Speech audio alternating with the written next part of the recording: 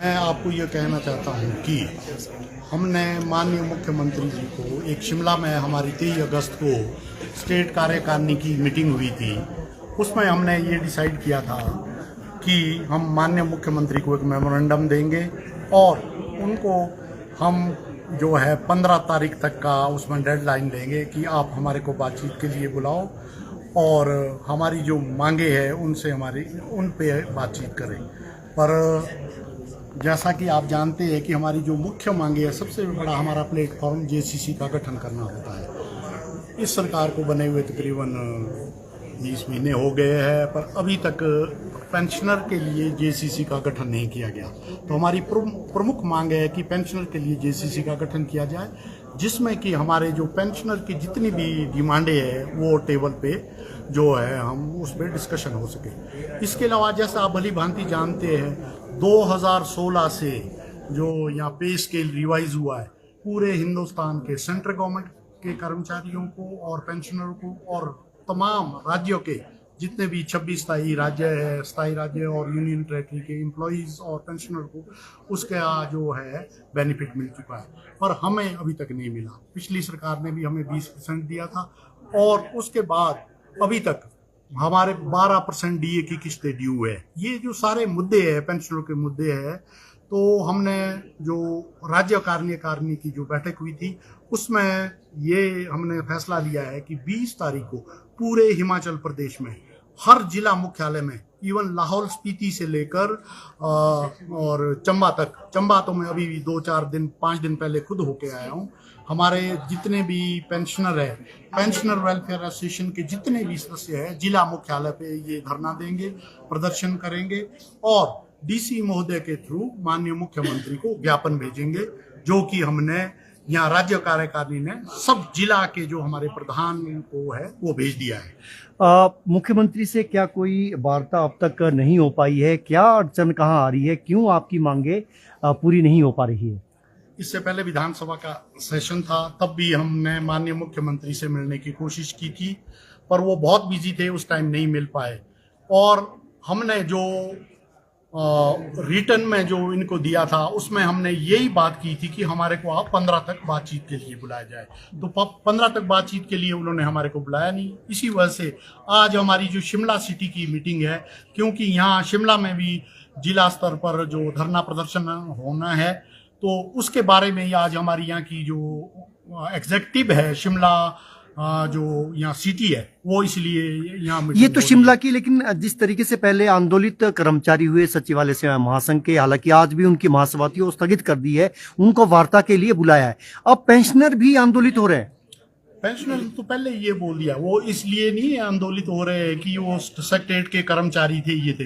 हमने तो बड़े दिनों से पहले से लेकर अपना चलाया हुआ था, पर इन द मीन टाइम जिस तरह की सरकार ने सेक्रेटरीट के जो वहाँ के पदाधिकारी थे वो अपना धरना प्रदर्शन नहीं किया, उन्होंने तो इवन लंच आवर्स में अपना जो है जनरल हाउस किया था, उसके ऊपर भी उनको जो जिस तरह से कार्रवाई की, उनको डराने धमकाने की कोशिश की और उनको शो कॉज नोटिस हुए। तो इसकी भी हम जो पेंशनर वेलफेयर एसोसिएशन है पूरे हिमाचल विशेषाधिकार हनन का भी उनको नोटिस आया है। आपका क्या मानना है, क्योंकि आप भी खुद कर्मचारी नेता रहे हैं, आपका क्या मानना है उस पर? सिंगटा जी, आप शायद भली भांति जानते हैं कि सबसे बड़ा आंदोलन जो कर्मचारियों को क्रश करने के लिए यहाँ हुआ 92 में हुआ। वैसे मैं 80 से लेकर जितने भी कर्मचारियों के आंदोलन हुए हम उनके साथ थे, जो भी चाहे कोई सरकार रही। 80 में रामलाल ठाकुर चीफ मिनिस्टर थे, उसके बाद वीरभद्र जी रहे। जितने भी आंदोलन हुए हैं कर्मचारियों को, अल्टीमेटली कर्मचारियों से बातचीत हुई है और जितनी भी सरकारें रही है उन्होंने कर्मचारियों को बातचीत के लिए बुलाया है और बातचीत से ही मसला हुआ है। 92 में तो इतना बड़ा आंदोलन शिमला में हुआ था, मैं आईजीएमसी का जॉइंट एक्शन कमेटी का खुद चेयरमैन था। इवन कि आप हैरान होंगे, यहाँ सरकार हमेशा ही करती है कि सेंट्रल फोर्सेस बुलाती है, पर उस टाइम तो 92 में यहाँ आर्मी बुलाई गई। आर्मी ने फ्लैग मार्च किया था शिमला में, सब्जी मंडी में हमारे को बैठने दिया, पर भी उसका नतीजा भी अल्टीमेटली क्या हुआ आप भली भांति जानते हैं। ये जो पेंशनर है ये बुद्धिजीवी है और ये वो ऐसी क्लास है कि हिमाचल प्रदेश में पेंशनर और कर्मचारी तकरीबन 5 लाख के करीब है। इनका बहुत बड़ा योगदान है हिमाचल प्रदेश के जो आप कहेंगे इलेक्ट्रल जो पहले यहाँ आप का कहते process थे है। एसोसिएशन ये मानती थी सरकार के साथ बराबर खड़ी रहती थी, क्या ऐसी वजह रही है कि अब सड़क पे आना पड़ रहा है, पेंशनरों को भी सड़क पे आना पड़ रहा है, क्योंकि आप सबसे ज्यादा पैरवी करते थे सरकार की भी और संगठन की भी। इस सरकार को लाने के लिए हिमाचल प्रदेश के पेंशनर और कर्मचारियों का बहुत बड़ा योगदान है और इस सरकार से हमें बड़ी आशा थी। और एक बात जो खास करके माननीय मुख्यमंत्री जी ने ये एनपीएस के बदले ओपीएस दी, हमने इसका स्वागत किया, एक बहुत बड़ी बात थी। पर इसका मतलब नहीं है कि जो एनपीएस के बदले ओपीएस दी, जो हमारे अपने राइट है पेंशनर्स के और कर्मचारियों की वो छोड़ दे। कर्मचारी जो है वो अपने लेवल में बात कर रहे हैं। जहां तक हिमाचल प्रदेश के पेंशनर की बात कर रहा हूं, इसमें वो पेंशनर है जिन्होंने 70 की स्ट्राइक भी लड़ी है जब हिमाचल प्रदेश बना ही था 66 में, उससे लेकर अभी तक भी। और हमारे एनजीओ जो लीडर है जो रहे हैं, सबसे पहले जो हमारे पुराने लीडर थे मधुकर के टाइम से लेकर वो अभी तक हमारे पेंशनर के पदाधिकारी है पूरे स्टेट में बहुत बड़ी जो हमारी तादाद है ये अभी आपके साथ कितने पेंशनर जुड़े आपकी एसोसिएशन के साथ, और अब क्या वो सारे अब सड़क पे उतरेंगे? हिमाचल प्रदेश में जो सबसे बड़ी जो पेंशनर है, पेंशनर वेलफेयर एसोसिएशन है, उसके मैं समझता हूं 1.5 लाख से ज्यादा जो पेंशन, वही ही कुछ एक छोटे छोटे जो ग्रुप वो बनाते हैं। जहां तक हमारी ये जो पेंशनर एसोसिएशन है ये नॉन पॉलिटिकल है, तभी तो मैंने पहले भी बोला था कि जो हमारी एसोसिएशन है इसमें सब तरह के लोग शामिल है। पर यहां से हम पॉलिटिकल बात नहीं करते, हम जो भी गवर्नमेंट पावर में होती है हम उनसे बातचीत करते हैं। पर अभी भी हिमाचल प्रदेश के पेंशनरों का और हिमाचल प्रदेश के कर्मचारियों का जो है सरकार के प्रति गहरा रोष है। इसलिए हम जो है 20 तारीख को आपको पता लग जाएगा कि हिमाचल प्रदेश में चंबा से लेकर लाहौल स्पीति कुल्लू तक, किन्नौर तक जो पेंशनर है वो सड़कों पे उतरेंगे और माननीय मुख्यमंत्री को मेमोरेंडम देंगे। हमारी तादाद का तभी पता लग जाएगा। जो बाकी ग्रुप है, बहुत छोटे छोटे ग्रुप है, वो पॉलिटिकल एक आइडियोलॉजी से जुड़े हुए हैं, उसके वो नगण्य है। पर वो भी चलो अपनी जो काम कर रहे हैं वो उनकी बात है, वो मैं उनके बारे में बहुत ज्यादा यहाँ से बोलना नहीं चाहता। पेंशनरों की पेंशन अब 10 तारीख को उसकी तय हुई है, कर्मचारियों की सैलरी है 5 तारीख को, ऐसा कहा जा रहा है कि पहली बारी ऐसा हुआ है। आपका क्या मानना है, क्या वाकई हिमाचल प्रदेश में ऐसी स्थिति है कि पेंशनरों की 10 तारीख को पेंशन देने की नौबत आ गई? वो तो जग जाहिरी है कि हम सबको जो पेंशन है वो 10 तारीख को ही मिली है। और मैं भी 30-35 साल तक हमने सेवा की और ट्रेड यूनियन से मैं भी 80 से जुड़ा हुआ हूं। पर मैं ये पहली बार हुआ है कि पेंशनरों को और कर्मचारियों को, और जो 5 तारीख को कर्मचारियों को तनख्वाह मिली और पेंशनर को 10 तारीख को पेंशन मिली है। इसका जो माननीय मुख्यमंत्री जी एक ये बोल रहे हैं कि मैं यहाँ पे एक ये जो ला रहा हूँ वित्तीय अनुशासन ला रहा हूँ। मैं माननीय मुख्यमंत्री जी को बोलना चाहता हूँ कि आप तो पेंशनर से 1,30,35 लाख ही एक महीने का बचा रहे हैं। अगर 800 करोड़, आपने खुद बोले, अगर 800 करोड़ पेंशनर के 10 दिन तक आप खाते में जमा रखे, उसका जो ब्याज है वो करोड़ों में आएगा।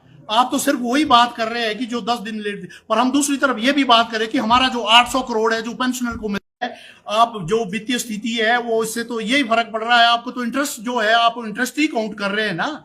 तो हमारा तो जो अगर ये 10 दिन के लिए 800 करोड़ के एफडी में जमा होगा और सीनियर सिटीजन के लिए आज 7.5 या 7.25% जो है रेट ऑफ इंटरेस्ट है, और सारे पेंशनर जो है सीनियर सिटीजन है, इस तरह हमारा करोड़ों रुपया जो है 10 दिन में हुआ होता है। और आपके माध्यम से मैं ये भी बात करना चाहता हूं आगे कि जो पेंशनरों को है जो पेंशन है वो 1 तारीख को दी जाए। वैसे भी पेंशनर के जो बहुत सारे मेडिकल के रिम्बर्समेंट के बिल है वो करोड़ों में पेंडिंग पड़े हुए हैं। और खास करके मैं ये भी बोलना चाहता हूं कि जो ये ब्यूरोक्रेसी है, माननीय मुख्यमंत्री जी आप ब्यूरोक्रेसी के कहने पे मत आइए। सबसे पहले जो इन्होंने एक ऑर्डर यहां से पास किया था कि हमारे को जो 16 जो ये वेतन के जो लाभ मिलने हैं वो 30 साल में मिलने हैं। उसके बाद इन्होंने जो दूसरी नोटिफिकेशन की थी उसको भी चलो हमने कुछ माना कि जिसमें ये बोला था कि जो पेंशनर को पेंशन है वो जो 65 साल के पेंशनर है उनको 15% दी जाएगी, और जो इससे ऊपर के जो पेंशनर है उनको जो 70 तक है उनको 18% दी जाएगी। 70 से 75 तो वो 20 और 35%। अगर आप इस तरह की अभी भी जो आप ये घोषणा करते हैं तो पेंशनर उसका वेलकम करते। अब जो आपने ये बोला है कि 75 साल से ऊपर पेंशनर को जो आप है ये पेंशन आप दीजिए, पर इनकी संख्या कितनी है? हम इनका भी हम ये नहीं बोलते कि हम इसका विरोध कर रहे हैं, पर पिछले ऑर्डर भी ब्यूरोक्रेसी ने ये किए थे कि अगस्त महीने की जो ये पेंशन जो है 75 साल से ऊपर ये भी खाते में आ जानी चाहिए, पर आज भी आप देखो आज इतनी तारीख हुई है, 17 तारीख होगी, अभी तक वो पेंशन भी नहीं आई जो उन्होंने ये बोला था कि 75 साल से ऊपर के पेंशनर को हम जो है जो बाकी पेंशन बची है उसका 50% दे रहे हैं। मुख्यमंत्री कह रहे हैं कि कर्मचारी और पेंशनर सहयोग करे सरकार को। कर्मचारियों ने सरकार को हमेशा सहयोग किया है। एक साल जब यहाँ पे जो पिछले आपदा आई तो हमने खुले मन से दिया, 1 दिन की पेंशन दी, वो भी दी।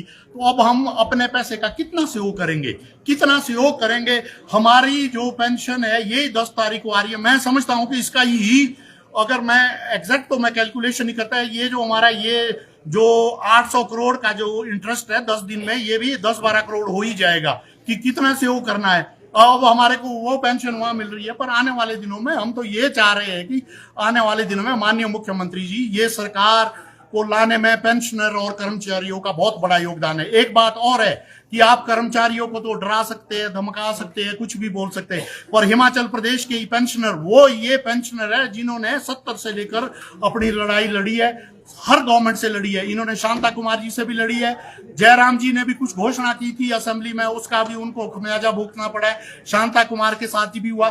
पर जो दूसरे जो हमारे मुख्यमंत्री थे, एक बार यहाँ शिमला में स्ट्राइक हो रही थी और हमारा कैपिटल अलाउंस के थे, वीरभद्र जी चीफ मिनिस्टर थे, उस टाइम हमारी वो डिमांड 50 रुपए की थी, सिर्फ 50 रुपए की, और वीरभद्र ने बाद में इकट्ठा होके कहते बोला कि ये गाली भी तुम्हारे को जो हम बोल रहे हैं स्टेज पे, मैं 50 के बदले 100 रुपया आपको कैपिटल अलाउंस देता हूं। तो जो पॉलिटिशियन है या जो माननीय मुख्यमंत्री, इनको बड़ा दिल करना है, क्योंकि हम जो है जितने पेंशनर है जो एम्प्लॉई है मांगेंगे तो उनसे ही। चलिए, हमसे बात करने के लिए बहुत बहुत शुक्रिया।